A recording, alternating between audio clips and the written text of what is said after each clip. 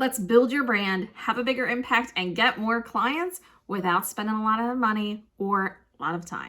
On this channel, we build amazing real estate businesses through super powerful systems and strategies that make sense and still let you have time with people you love. My name's Alisia Krastel. Make sure you hit the subscribe button so you never miss a video that could help you grow, and let's get started.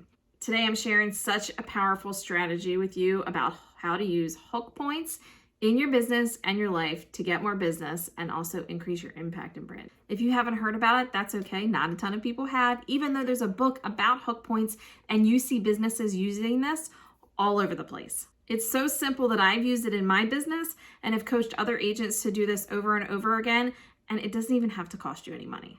By the end of this video, you're gonna have ways that you can implement starting today to make this happen. First thing to know is that the hook points work around you. You are the center of your business, and there are things about you and your business that attract people to you. There are also things you want people to know you for, or when they're out and about doing something and they see it, they remember you. Just like I get many people commenting and sharing crab stuff with me every time they see them. The beauty in that is that you're taking up mind space in someone when you're not around. So let me show you how to implement this. You're in the center and you're going to pretend like you're a fisherman or fisherwoman and you have hooks in the water. Your clients are like the fish in the water, and different fish like different bait. And they do overlap a little. Sometimes you get two fish that like the same bait, or they like two different kinds of bait, but they have their own thing. You're going to take specific things that you want to be known for and you're going to dangle them outside the boat. How many things do you need? I recommend 2 to 6.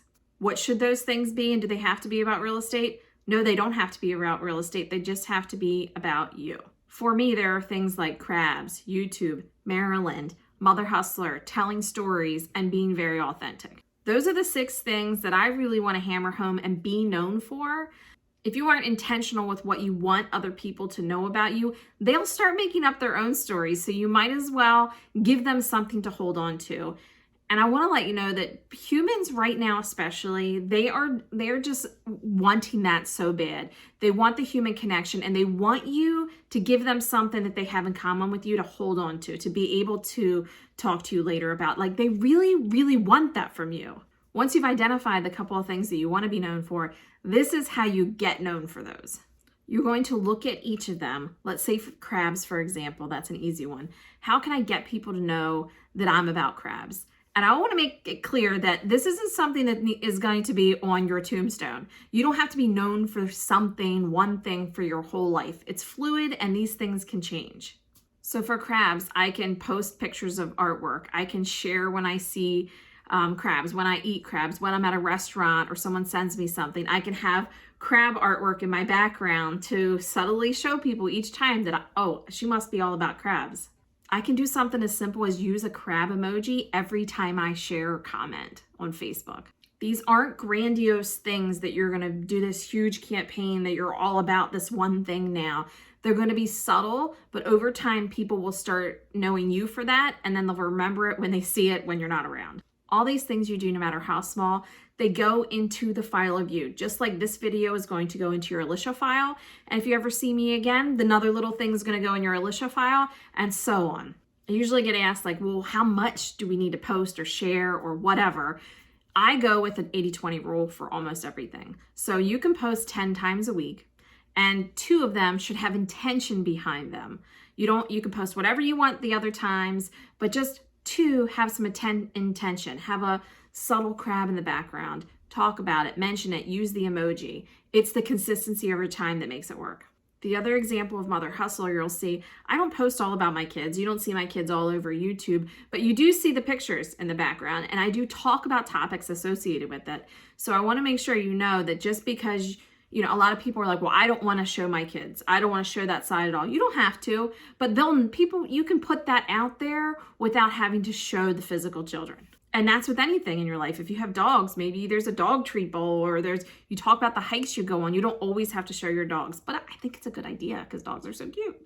And it's a very easy thing for people to connect over. You're going to take these hook points, these things that you want to be known for, and you're going to use them on social media. You're going to talk to people in real life. You're going to use maybe cards. Like one of mine is being authentic. And one of the ways I show up as being authentic intentionally is I write handwritten notes to people, and I do customized cards to people. So it doesn't always have to be on social media. Social media just gives you leverage, but you can just show up in real life with these.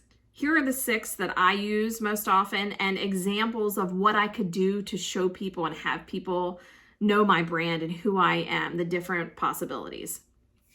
Feel free to screenshot it and use it as an example. If you have one thing, if you have something that you know you want to be known for, put it in the comments below. The hook point strategy seems so simple, so I don't want you to skip over how powerful this can be. You're picking things that are going to attract people and repel certain people. So you're really using these as not just an attraction and a magnet tool, but also as a repel tool. If people hate these things about you, they're not going to come and talk to you, which is great because then you don't have to deal with somebody who's not a great fit for you. You can go talk about other things. You don't have to worry about that. Just remember, 80% of the time, just do whatever you want. 20%, be really intentional about one of these. And what you'll notice over time is that it's just kind of part of what you do. Like these crabs, I don't have any effort put into having those back there now. It's just part of what it is. Just like handwritten notes are just what I do. It's not like we're adding a bunch of work. We're definitely not adding money because that's not even part of the equation. I want to warn you of this. Remember the little fishing analogy that I gave you? If you are occasionally attracting someone that you don't want, you might be putting bait on the rod that attracts people that you don't want. That doesn't mean they're bad people. It just means that that's not the right thing for you. One example with content with this is that if you're not wanting first-time home buyers, but you're continually telling social media stories and pictures and having conferences about first-time home buyers, that bait is going to attract first-time home buyers, even though that's not what you wanted. So be thoughtful about what you want, what clients you want to be attracted to you, and make sure they're things that are in line with who you are. I call those eels. I call those things that you get on the fishing rod that you didn't really want because you used the wrong bait. Those are eels. If you're getting value here and this makes sense, make sure you give it a thumb up and comment below because that's the best way I know that you're engaged and like this type of content. The next step to your branding is to actually lock down your colors, what you want to do, what you stand for, and how to use that in your branding. And if you want to do that, make sure you hit the subscribe button because that will be my very next video.